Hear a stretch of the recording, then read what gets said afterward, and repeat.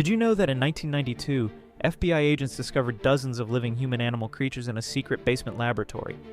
The Lakewood Research Institute appeared to be conducting normal medical research above ground. But beneath the building, Dr. Louis Kessler was running something far more sinister. He had been kidnapping homeless people from the streets for years. In his underground lab, he performed horrific surgical procedures, grafting animal parts onto human bodies. The victims remained awake during the operations, watching as dog heads were sewn onto human torsos. Others had multiple arms from different species attached to their bodies. Kessler documented every failed experiment with clinical precision. His equipment was sophisticated, designed for complex genetic manipulation. The creatures he created were grotesque but alive, trapped in bodies that shouldn't exist. When FBI agents finally broke into the facility, they found dozens of these hybrids still breathing. All the creatures had to be put down immediately. Kessler was arrested and charged with crimes against humanity. The basement laboratory was sealed forever. Did you know Hitler planned to build a dome so massive it would have required hundreds of thousands of slaves to die building it? In 1925, architectural plans were discovered for the Volkshalle, a colossal structure designed for Berlin. This wasn't just any building. It stood 290 meters high with a dome spanning 250 meters across. Inside, 180,000 people could gather under one roof, making it the largest enclosed space ever conceived. But the true horror lay in the construction plans. Nazi engineers calculated they would need 400,000 slave laborers working around the clock. These weren't workers. They were prisoners sentenced to death through labor.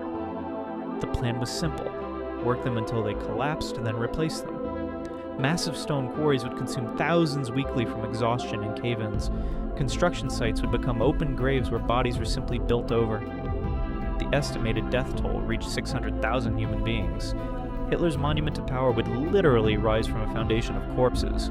The simplest motive behind this mass murder? Pure architectural pride. Did you know that one hospital visit exposed a man's entire double life in seconds? Vaidhyalingam Muthukumar thought he was clever. For years, he lived two completely separate lives. He had his first wife at home and secretly married a younger colleague from work. 2 wives, 2 homes, and 2 wedding rings he switched between. The soft fluorescent lights hummed in the hospital's corridor that Tuesday morning. His first wife, a nurse, was making her rounds when she saw something impossible. Her husband stood at the end of the hallway cradling a newborn baby. Next to him was another woman, exhausted but smiling in a hospital gown. The wedding ring on his finger caught the light, the same ring she thought was only hers. In that moment, everything shattered. The careful lies, the separate schedules, the excuses. His second wife had just given birth at the very hospital where his first wife worked. One corridor, one glance, one life built on deception completely destroyed. He thought he could live 2 lives without consequence. He was wrong. Did you know that after World War II, investigators discovered a secret facility in China that conducted the most horrific medical experiments in history? In 1945, Allied forces found Unit 731 in Pingvang, China. On the surface, it looked like a legitimate medical research center, complete with hospitals and laboratories. But the truth was far more sinister. Japanese doctors had been using live prisoners as test subjects for biological weapons research. They infected victims with deadly diseases, then cut them open while still alive to watch how the infection spread through their bodies. No anesthesia was ever used. The screams could be heard throughout the facility. Children, women, and men were dissected like laboratory animals while fully conscious. The doctors wanted to see how long victims could survive during these procedures. When the war ended, the perpetrators simply walked free. Many continued their medical careers as if nothing had happened. The evidence was destroyed and justice was never served. Thousands died in agony, forgotten by history. Did you know that in 1979, researchers discovered a secret laboratory beneath the cemetery where a doctor had been conducting horrific experiments on stolen corpses?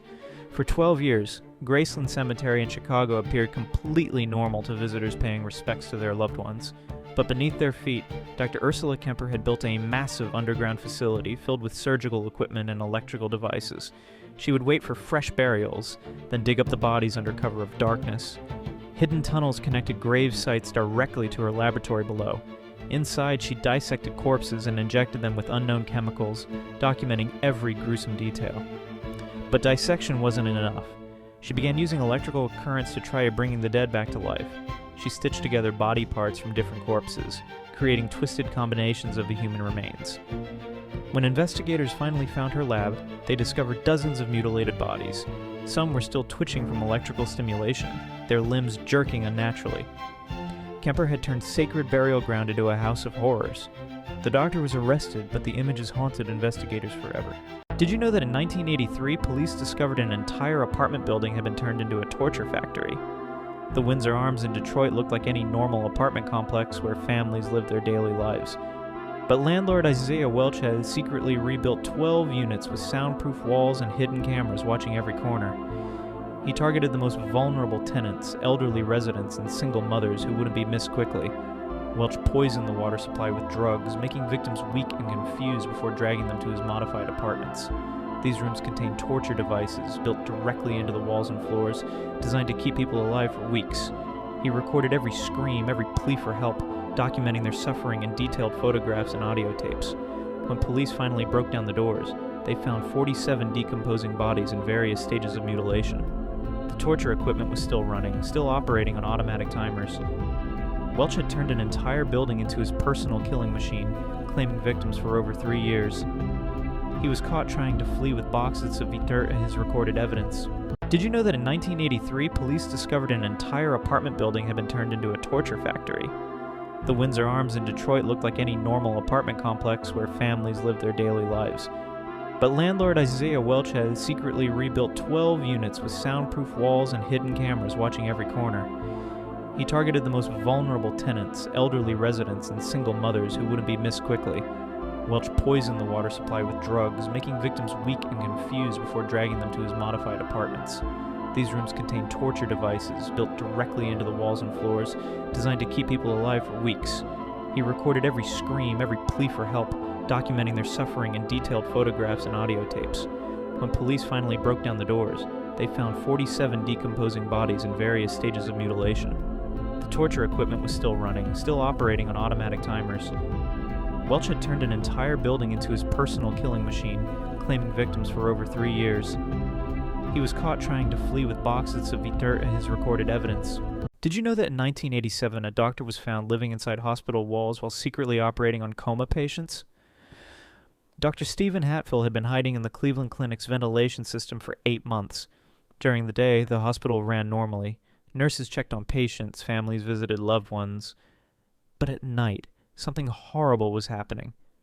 Maintenance workers discovered his secret when they heard strange noises behind the walls. What they found was beyond belief. A makeshift surgical room complete with stolen medical equipment and jars of preserved organs. Hatfield had been crawling through air ducts to reach patient rooms undetected. He performed twisted experiments on unconscious victims who couldn't scream or fight back. His journals contained detailed notes about each procedure, describing how he cut into their bodies. For months he avoided security cameras by moving only through the ceiling spaces.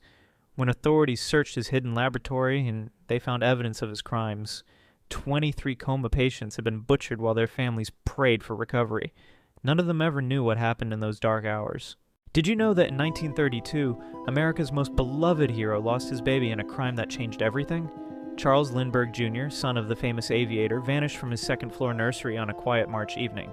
The Lindberghs had just finished their normal routine, tucking their 20-month-old son into bed. By 10 o'clock, the nursery was empty. A crude wooden ladder leaned against the house.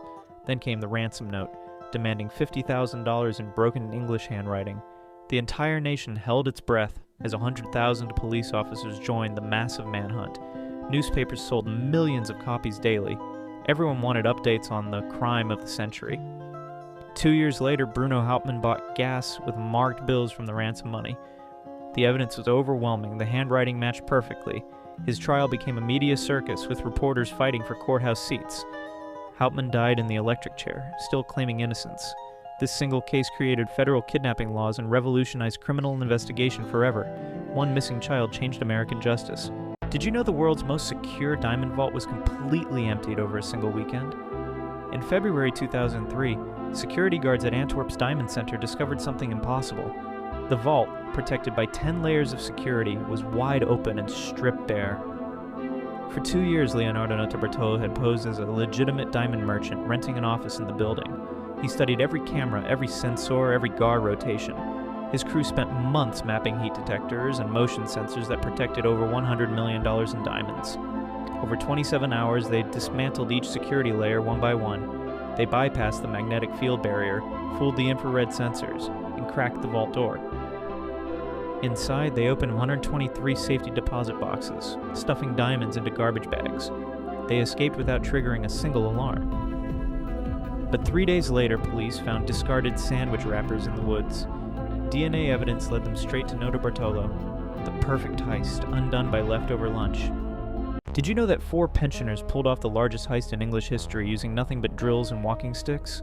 For 60 years, the Hatton Garden Safe Deposit Company vault stood like a fortress in London's Diamond District. 20-inch concrete walls, multiple alarm systems, steel doors that seemed impossible to breach. Then over Easter weekend 2015, 4 men with an average age of 63 decided retirement was boring.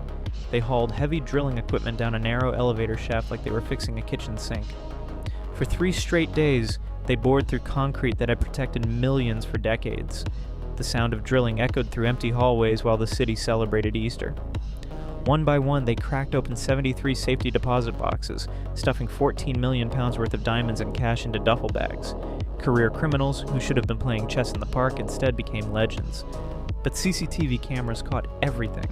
Their walking frames, their careful movements, their satisfied faces. The world became obsessed with these geriatric master thieves who proved age was just a number.